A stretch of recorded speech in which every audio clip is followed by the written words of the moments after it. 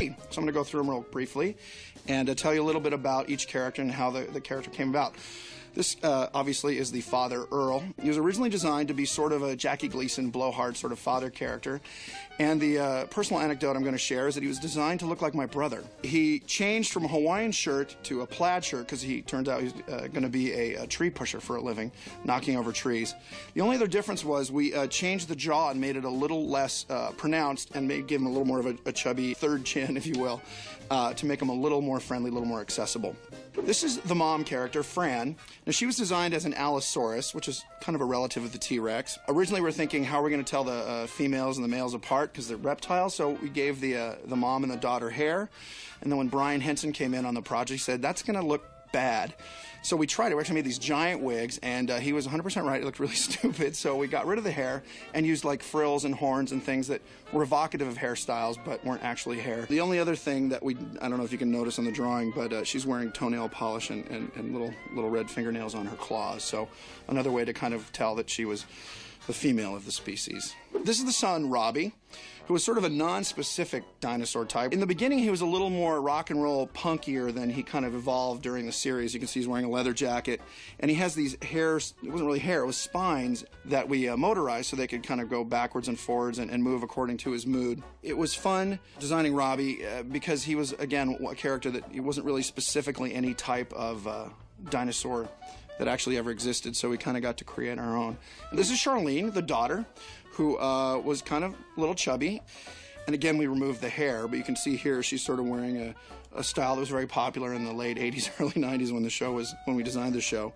And she was sort of like a valley girl, very materialistic, so she's got a little handbag, her nails are done, she's got jewelry and all that. So again, trying to push the character through the animal itself. And again, when we took the hair off and gave her spines, that helped kind of make her look more like a Triceratops or that species. One of the interesting things about the baby character is that he didn't change that much from the original drawing. I think the tail actually, the biggest difference was the tail went straight out the back instead of was as loose as to curl around to the side. And the other thing was a mechanical issue. His eyes couldn't be that close together.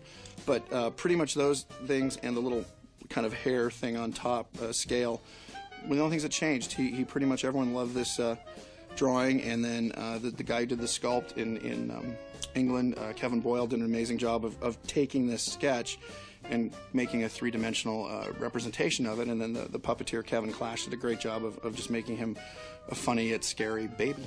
This is the original drawing for Ethel, the mother-in-law, and she was initially designed, as you can see, not as what she looked like in the show, but as a pterodactyl who would hang upside down in the closet, she'd hang upside down in the kitchen, sort of whatever room they wanted her to be in, and you would never see her travel. She would just be hanging upside down or kind of swinging a shot with kind of this jangly jewelry and these big bat wings that would flap up and down, which we thought was very funny. It helped sell the idea in the room to the network.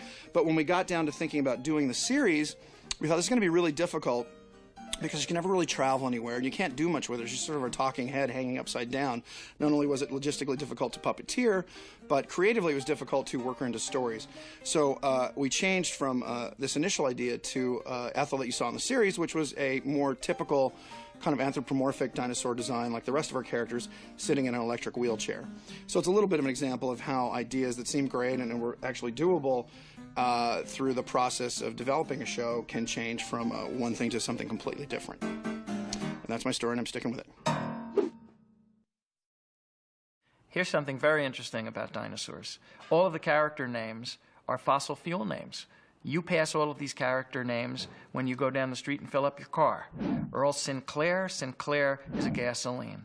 BP Richfield, his boss, BP, British Petroleum. Richfield, Atlantic Richfield. Roy Hess, the best friend, Hess Gasoline, where I grew up in New Jersey, Hess Gasoline. Grandma is named Ethel. Ethel is E-T-H-Y-L, and because Bob and I went to London to meet with the Hensons, we thought, what can we give these people but Ethel? Hi, I'm Brian Henson. I had a wonderful time making Dinosaurs. I hope you can enjoy the show as much as we enjoyed making it. As you're going through the disc, keep an eye out for dinosaur eggs, where you'll find hidden extras about the show and things about the series that you may not know. This is the original, or the original design, a maquette of the original design of Earl. It changed a bit, but not very much, mostly his face a bit. But this is really this is the character that I was inside of. Just to give you an idea of kind of where we are, or at least where I was inside of this thing, there was an actual little hole, a little mesh fabric hole here, so that I could see out, but it didn't really help that much because, as you can see, he's looking up. But when the head was straighter, all I could see was down and into his stomach. So most of the time, when I could see was through the mouth, when the mouth was open. So if you can imagine my eyes, if his head were a little straighter, almost like that, my eyes would be about where his jaw is.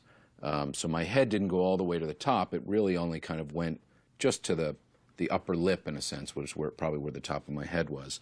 My arms were where the arms were, except this was about 3 times or 2 times larger probably than my hands, and longer. The fingers were longer.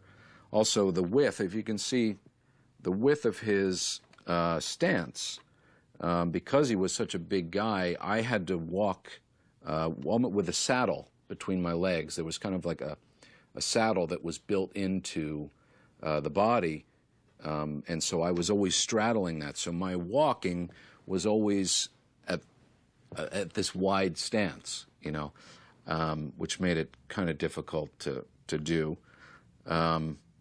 But the seat helped a lot for resting. You know, gave me a chance to sit down and just take some of that weight off.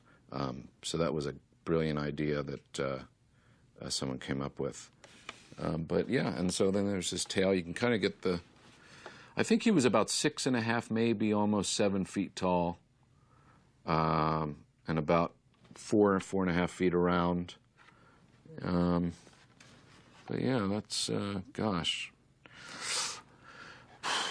I'm sweating just thinking about being in there, actually. One thing you might not know is that the series Dinosaurs originally had a laugh track. Why do I have to pay for your family? I just need more money. Nah, the way I see it, you don't need more money. You need less family. But I love my family. We didn't want one, but the studio said it's a situation comedy. It's got to have a laugh track. So we produced the episodes, each of the first 5 episodes, with and without a laugh track. They aired with the laugh track. But after about 5 episodes, we all sat down and said, this doesn't sound right, it doesn't look right, and we dropped the laugh track.